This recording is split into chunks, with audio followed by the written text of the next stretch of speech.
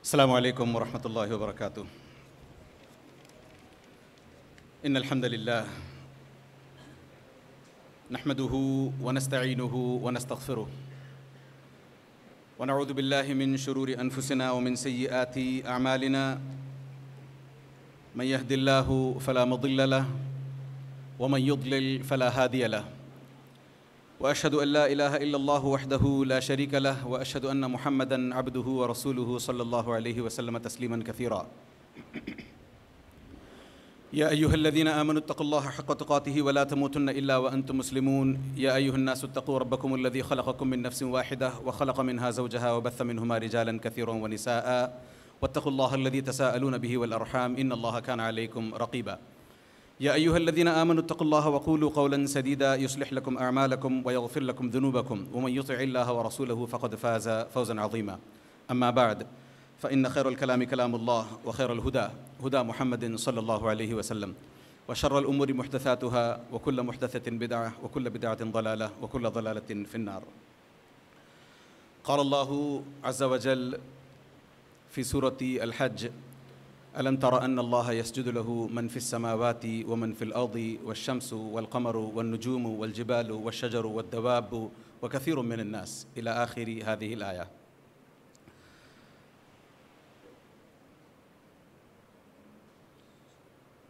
سب سے پہلے اللہ عز و جل کی تعریف، اللہ عز و جل کی حمد اور اللہ عز و جل کی ثنا، بعدہ ہزارہا درود و سلام نبی کریم صلی اللہ علیہ وسلم کی ذات مبارکہ پر، اور پھر سٹیج پر تشریف فرما صدر مجلس فضیلت الشیخ حافظ محمد زبیر مدنی حفظہ اللہ، استاذ محترم فضیلت الشیخ حافظ عبدالحسیب مدنی حفظہ اللہ، اور فضیلت الشیخ ابو زید ضمیر حفظہ اللہ، اور سٹیج پر موجود دیگر مہمانان، معزز سامعین، حاضرین اور امت کی پیاری ماؤں بہنوں، آپ کے سامنے ایک حساس موضوع پر چند کلمات کہنے کی جسارت کرنے جا رہا ہوں۔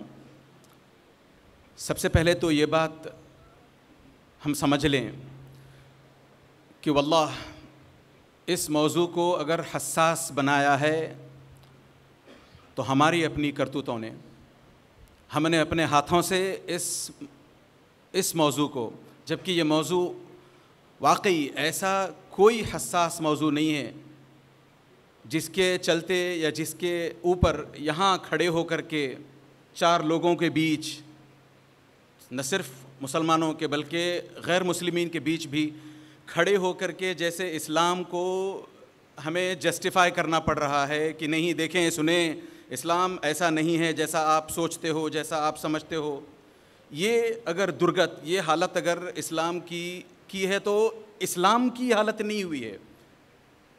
مسلمانوں نے اس اسلام کو اس تر تک نیچے گرا کر کے پہنچایا ہے، ورنہ سینے پر ہاتھ رکھ کے آپ خود گواہی دیں اس بات کی، آپ خود اپنے دل سے پوچھیں کہ گلف میں جیسا کچھ ماحول ہے اور ایک چھوٹے سے دیش پر جیسے چاروں طرف سے لوگ ٹوٹ پڑے ہیں اور باقی عرب ممالک ہوں، انہوں نے کوئی پیش قدمی نہیں کی ہے، انہوں نے کوئی افینسو نہیں کیا ہے، تو یہ صاف آٹومیٹکلی درشاتا ہے کہ اسلام سچ مچ امن کا پیغام دیتا ہے۔ ورنہ ہم اور آپ جانتے ہیں، ہم سے یہ حقیقت چھپی نہیں ہے کہ جس طریقے کی بربریت آج ہوتی جا رہی ہے اس کے مقابلے میں بس صبر اور صبر اور صبر مسلمان یہی کیے جا رہا ہے۔ دیکھیں اسلام امن کا پیغام دیتا ہے. اس چیز کو سمجھنے کے لیے ہمیں یہ بات سمجھنی ضروری ہے کہ آیا اسلام 1400 سال پرانا دین ہے یا اس سے کافی پرانا دین ہے؟ میں ایک چھوٹی سی بات آپ کے سامنے، چھوٹی سی مثال کے ذریعے یہ بات آپ کے سامنے واضح کرنے کی کوشش کروں گا. اسلام، ہم جانتے ہیں کہ اسلام کا معنی ہے سبمیشن، اپنے آپ کو اللہ عز و جل کے احکام کے تابع کر لینا، وہ کرنا جو اللہ عز و جل ہم سے چاہتے ہیں، اور ان تمام چیزوں سے رکے رہنا جو اللہ عز و جل ہم سے چاہتے ہیں کہ ہم نہ کریں. یہ اسلام کی مختصر سی، لفظ اسلام کی مختصر سی تعریف ہے.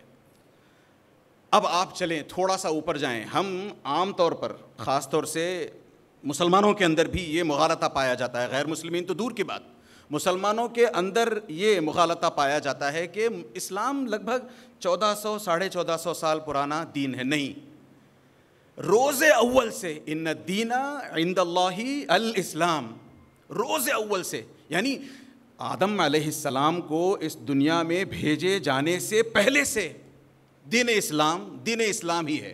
اور یہی ایک ایسا ریلیجن ہے جو اللہ عز و جل کی نظر میں محبوب ہے، جو اللہ عز و جل کو پیارا ہے.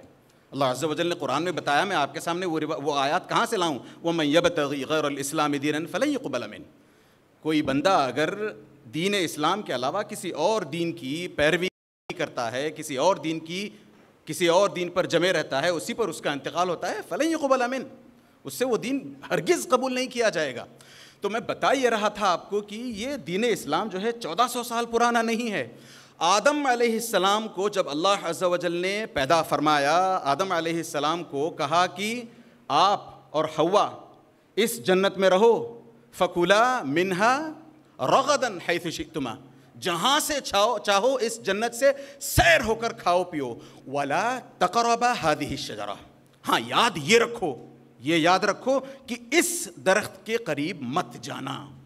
یہ جو درخت کے قریب نہ جانے کو کہا گیا نا، اور یہ جو کہا گیا کہ جہاں سے چاہو کھاؤ پیو، یہ اللہ عز و جل کی اطاعت تھی. اور اس درخت کے قریب نہ جانے کو جو کہا گیا، اس کے پھل کو نہ کھانے کو جو کہا گیا، وہ بھی اللہ عز و جل کی اطاعت تھی. وہ بھی اللہ عز و جل کے آگے اپنے آپ کو سبمٹ کرنا تھا، سرنڈر کرنا تھا. یہی کچھ تو کیا آدم علیہ السلام نے. بس ہاں، وہ خطا ہو گئی، پھر اس کے بعد آدم علیہ السلام اس دنیا میں بھیجے گئے. تو آدم علیہ السلام نے بھی حتی المقدور اللہ عز و جل کے آگے اپنی ول اور اپنی اطاعت کو رکھا. یہ اور بات ہے، خطا ہو گئی. تو بات بتانا یہ مقصود ہے کہ اس وقت سے آدم علیہ السلام جب ابھی جنت ہی میں تھے، تبھی سے دین اسلام رہا ہے، اور یہ قیامت کی صبح تک رہے گا. اچھا، ایک اور بات اس میں، باریک بات، وہ لیمنز ٹرمز بولتے ہیں نا، کہ عام آدمی کو ایک بات سمجھ میں آ جائے. ہم قرآن کریم کا مطالعہ کرتے ہیں، احادیث نبویہ کا مطالعہ کرتے ہیں، تو ہم جگہ جگہ قرآن اور حدیث میں اسلام کا لفظ پاتے ہیں. جیسے میں نے ابھی تھوڑی دیر پہلے کہا ان الدین عند اللہ الاسلام. پھر ایک اور آیت میں نے پڑھی ومن یبتغی غیر الاسلام. اور اس اور جائیں فإن حاجوک فقل اسلمت. یہ اسلام کا لفظ قرآن میں جگہ جگہ آیا ہے، نبی کریم صلی اللہ علیہ وسلم کی احادیث میں بھی یہ لفظ جگہ جگہ آیا ہے. آپ بتائیں کوئی ایسا اور ریلیجن ہے اسلام کو چھوڑ کر کے، کون سا ایسا ریلیجن ہے جس کے اندر اپنے اس دین کا نام ہو؟ اگر ملتا ہے تو بتائیں. تو یہ بھی صرف پھر سے صاف درشاتا ہے کہ روز اول سے اللہ عز و جل کے نزدیک محبوب دین اگر ہے تو دین اسلام ہے.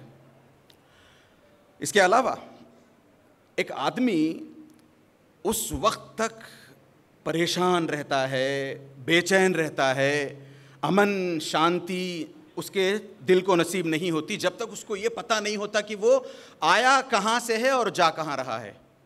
ہم میں سے اکثر غیر مسلمین کی بات کر رہا ہوں، اور کچھ مسلمانوں کو اس بات کا ہے نہیں. ہاں، یہ بات ہے کہ ہمیں یہ بات ودیعت کر دی گئی ہے، ہمارے اندر دلوں میں یہ بات پیوست ہے کہ ہاں، ہم اللہ عز و جل کے لیے پیدا کیے گئے ہیں اور اللہ عز و جل کے پاس واپس لوٹ کر کے جانے والے ہیں. مگر کیا اس بات کا ہمیں شعور ہے؟ اللہ الرحیم ربی، ایک دو کو چھوڑ کر کے، چند ایک کو چھوڑ کر کے نہیں. شعور کانسٹنٹلی ہم اس بات کو مستحضر رکھتے ہیں؟ نہیں. تو جب تک ایک بندہ اپنے سینے میں یہ بات محفوظ رکھے، مستحضر رکھے، بار بار اپنے آپ کو یہ یاد دلاتا رہے کہ دیکھیں میں اس دنیا میں جو آیا ہوں اللہ عز و جل کی طرف سے آیا ہوں، اللہ عز و جل نے مجھے اس دنیا میں بھیجا ہے، اور میں جب یہاں سے جاؤں گا تو اللہ عز و جل سے ملاقات کرنے کے لیے میرے اپنے رب کے پاس جاؤں گا، جس کے ناموں میں سے ایک نام السلام ہے۔ یعنی السلام کو اگر میں دو لفظوں میں کہوں، سورس آف پیس۔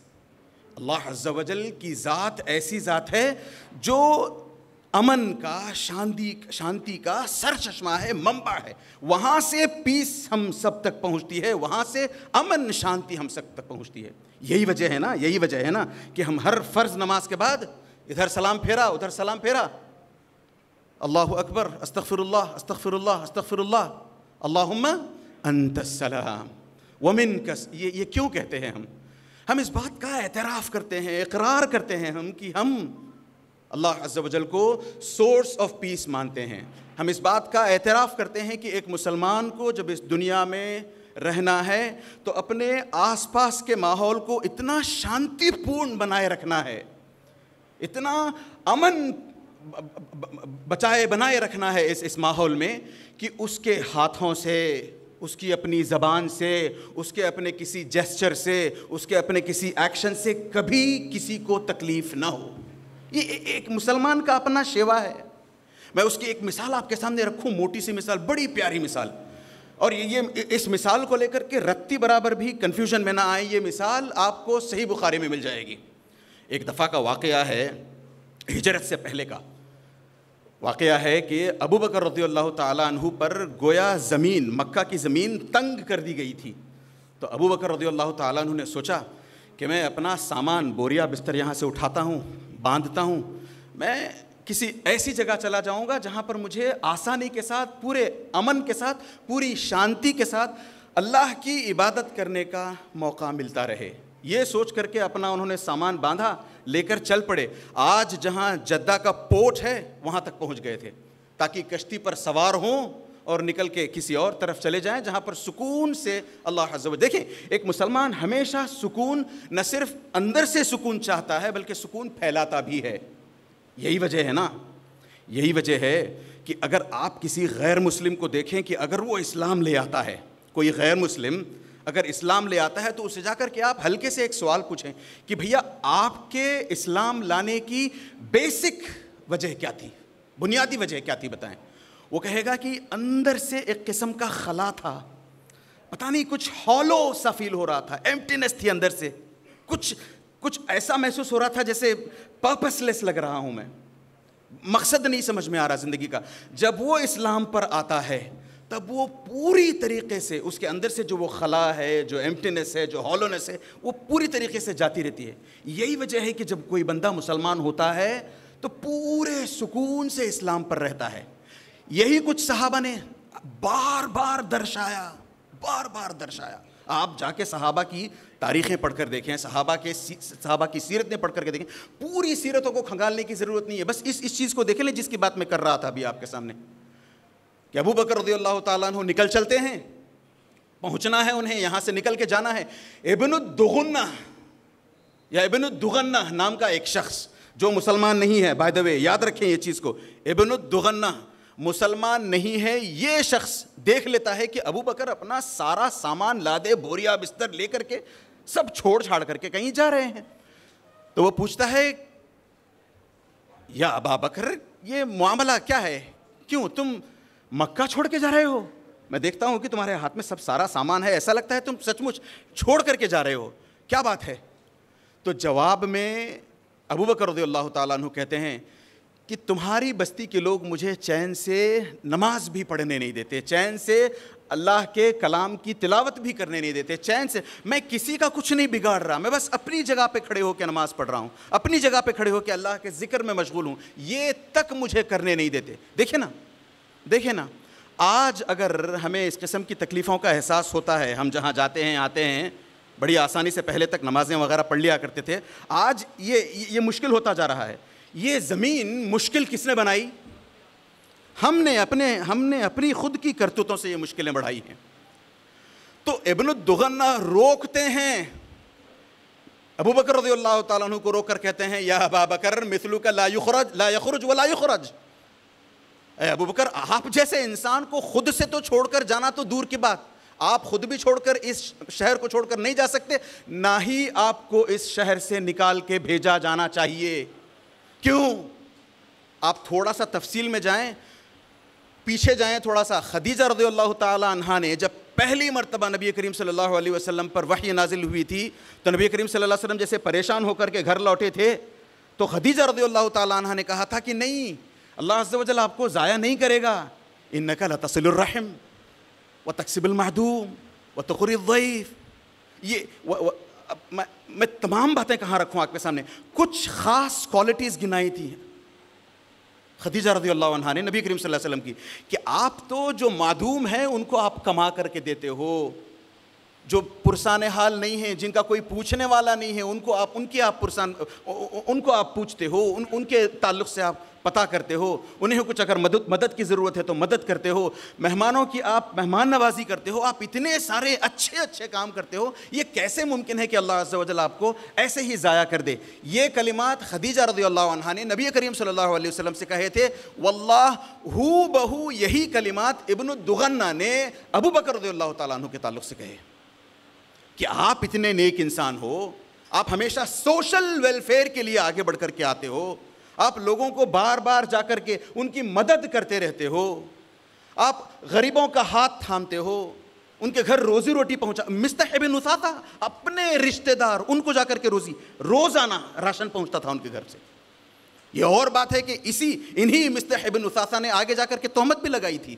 تو مقصود بتانے کا یہ ہے کہ اسلام ایک ایسا ریلیجن ہے جو سچ مچ خود بھی پیس، امن، شانتی چاہتا ہے اور چاہتا ہے کہ آس پاس کے لوگوں کو بھی پیس، شانتی ہو۔ یہی وجہ ہے کہ کبھی اسلام نے کسی بھی غیر مسلم پر زور زبردستی نہیں کی کہ تمہیں مسلمان ہونا پڑے گا، کبھی نہیں، کیونکہ قرآن کا اپنا فنڈامنٹل رول ہے لا اکراہ فی الدین، دین میں کسی قسم کی زبردستی نہیں چلے گی۔ اور ہم پتہ نہیں کس مغالطے کا شکار ہیں، لوگوں میں چار طرف سے باتیں ہیں کہ اسلام زبردستی پھیلا ہے تلوار کے نہیں، اسلام اگر پھیلا ہے تو صرف اپنے اخلاق، لوگوں کے اطوار، لوگوں کے پیارے رکھ رکھاؤ، لوگوں کے بہترین کانڈکٹ کی وجہ سے پھیلا ہے۔ اسلام اگر کہیں آپ کو دکھائی دے بھی کہ اسلام کہیں لگتا ہے کہ بڑا ٹائٹ ریلیجن لگتا ہے، بڑی جلدی شکنجہ کسنے کی کوشش کرتا ہے، تو اس کے بھی اپنے بڑے بڑے فائدے ہیں۔ ایک چھوٹی سی مثال آپ کے سامنے، ایک بندہ ہے جو دن رات محنت کر کے، مہینہ بھر خوب محنت کر کے چند پیسے سیلری کے طور پر اکٹھا کر کے گھر لے آتا ہے، وہیں ایک دوسرا اینٹی سوشل ایلیمنٹ ہوتا ہے جس کی نظر اس پیسے پہ ہوتی ہے، وہ جا کر کے اس کا حق مارنے کی، اس کے پیسے چرانے کی کوشش کرتا ہے۔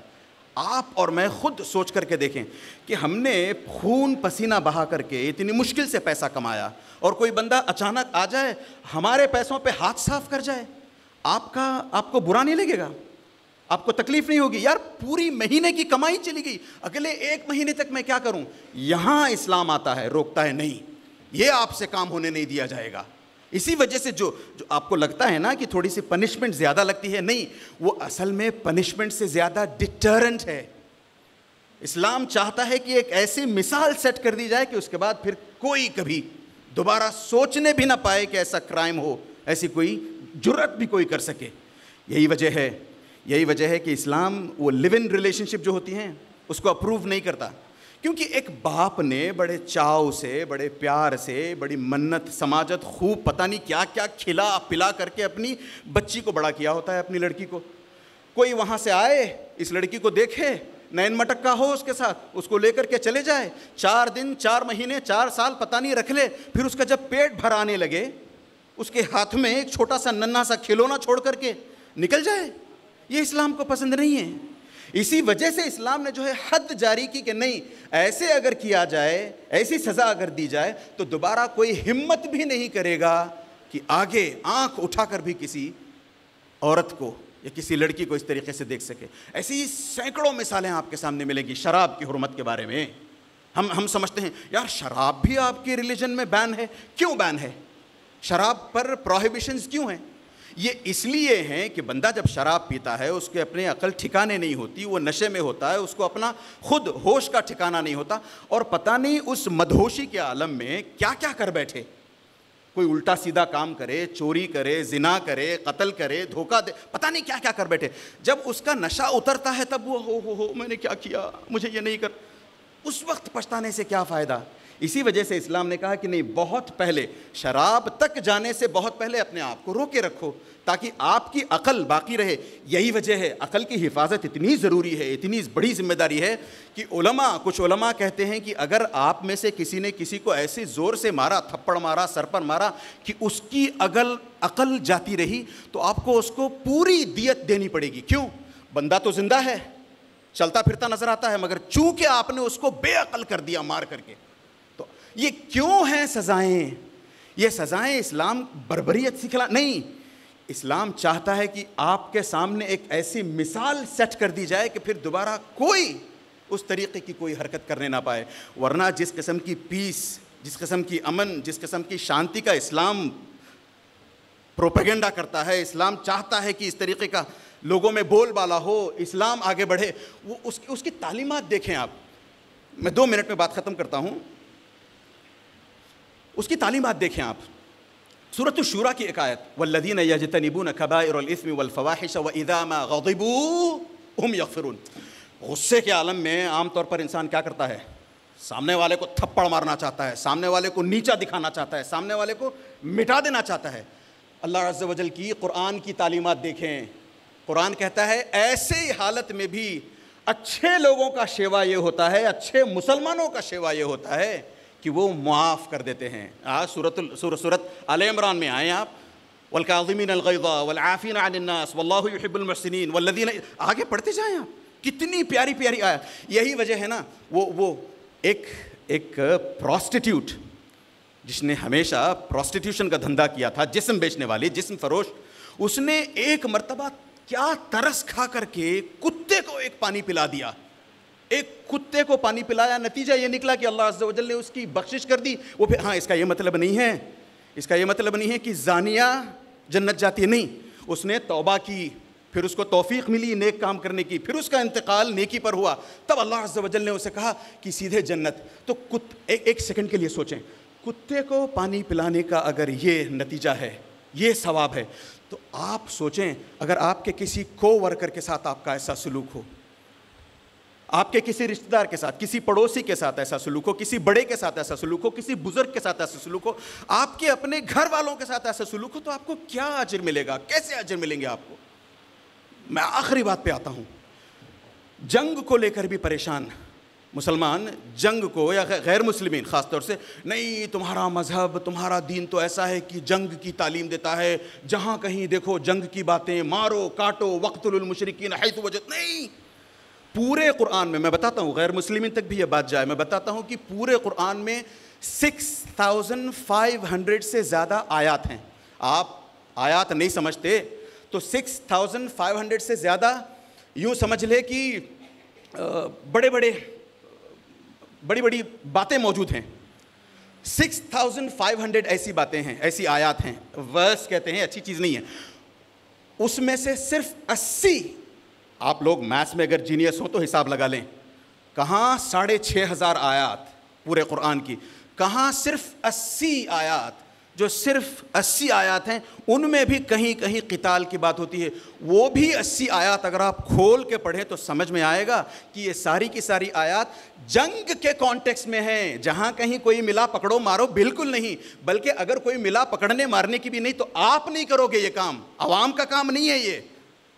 تو صاف سمجھ میں آتی ہے یہ بات کہ ہم ایسے اسلام کو جینے لگے ہیں جہاں ہمیں کھڑے ہو کر کے اس طریقے سے شرمندگی کے ساتھ بات کرنی پڑتی ہے, اپنا پہلو رکھنے کی ضرورت پڑتی ہے. ورنہ ہمارا اپنا کانڈکٹ, اگر ہم اپنا اخلاق سدھار لیں تو واللہ ہمیں کچھ کرنے کی ضرورت نہیں ہے.